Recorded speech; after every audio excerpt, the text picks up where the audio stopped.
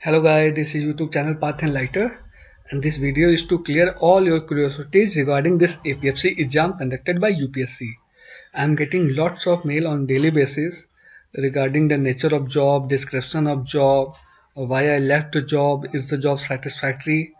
To clear all that curiosities, I have made this video Curiosity Crusader for this APFC exam conducted by UPSC, and this is presented by me, Deepak Jaiswal. I'm Inspector since 2006, rank 161 in APFC exam 2012, joined as a APFC Ahmedabad in 2014, from which I later resigned. After clearing the exam, I was called for interview in the UPSC. My board was in the board of Madam Alka Surohi board. There were 4 other members present for taking the interview. Now questions asked were basically of that of current type, like recently at that time Prime Minister Nawaz Sharif was elected for president. So what are the consequences of Nawaz Sharif on India?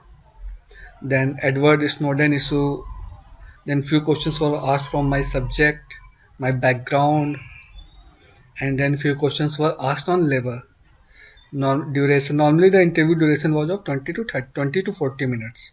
Mine was for 25 minutes. Now selection. After the interview, I was informed by my friend that I was selected. So from inspector, I became commissioner. Everyone was happy. All that. Regard there were doubt also that whether should I join this or not. So after that, I joined. I joined at APFO Delhi, which is at Bhikaji Kama place. I have given them my acceptance letter. So they after getting my acceptance letter, they posted to me at APFO Ahmedabad. So I joined there as an APFO Ahmedabad. So there are certain queries you were asking, that is it a government job? Yeah, it is semi-government job because the EPFO itself is an autonomous body. So being an autonomous body, there is some pros also, there is some cons also. So being that typical government job, if you want to say that it is a typical government job, having a central government job, so it is not. It is not a central government job because there's list of 33 or 34 organized services. In that services, this job is not mentioned. Now second, whether it is gazetted or not. Regarding gazetted status, still we are not so sure that we are gazetted or not. According to my view, we are not gazetted officers. However, our name will be printed in the Gazette of India, but regarding other statuses, I am itself not clear that whether it belongs to gazetted or not. Coming to hierarchy, in this regard, we are luckiest because there is not much hierarchy in the EPFO. You are APFC, from APFC you become RPFC 2, from RPFC 2 you become RPFC 1, from RPFC 1 you become ACC, additional CPFC, and from additional CPFC you become CPFC, which is mostly an IS job. So there are only four level above you: APFC, then RPFC 2, then RPFC 1, then ACC, which means additional CPFC, and then CPFC. So if you are posted in a zone like that, I am in Ahmedabad, then I am having above me 2 officers. One is RPFC 2 and other is RPFC 1. Now coming to pay. Basically the pay is same as calculated as the same in other central government job. But there is 2 special features in this. First is FMA, that is fixed medical allowance.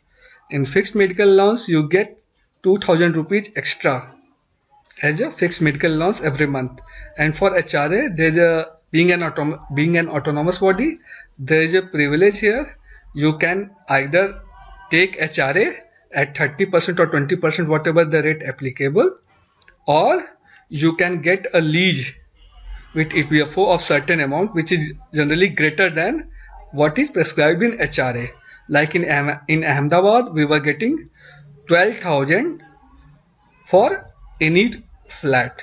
Either we take HRA at 20% or we take any flat of rate 12,000. So this is a privilege here.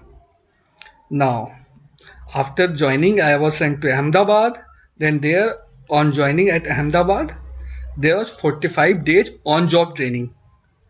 So we were basically trained regarding office culture, regarding what are the jobs of EPFO. So we were there under 1 week under RPFC 2, 1 week under RC1, 1 week under admin officer, one week under different groups. So all that was our schedule of 45 days. Now culture at office was good. Generally, like all the central offices, environment was healthy and good.